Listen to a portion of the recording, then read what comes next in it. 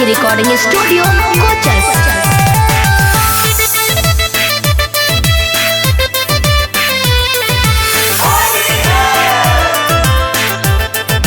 Music by W Yadav.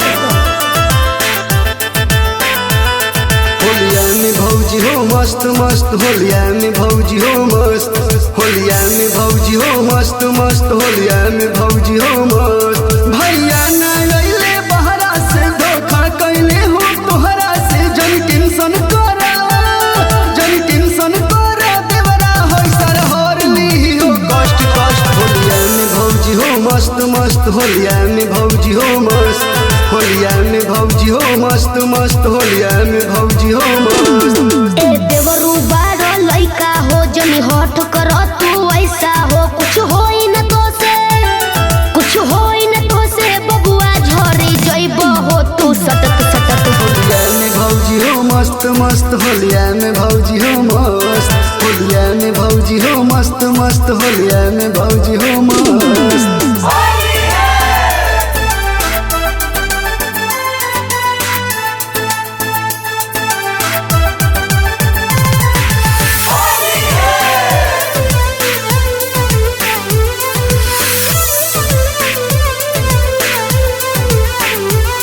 भतरा के बिना जो बना दी गाली, भतरा के बिना जो बना दी गाली।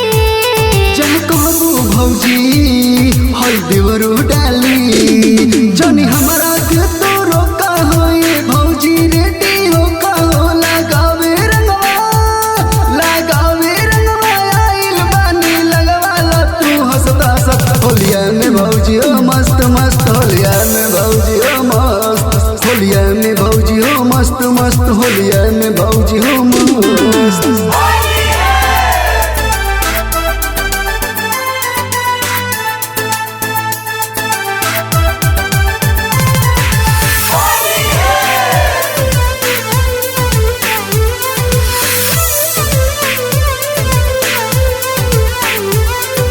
पांडे सैया काहे ना आइला, अरुण सैया काहे ना आइला।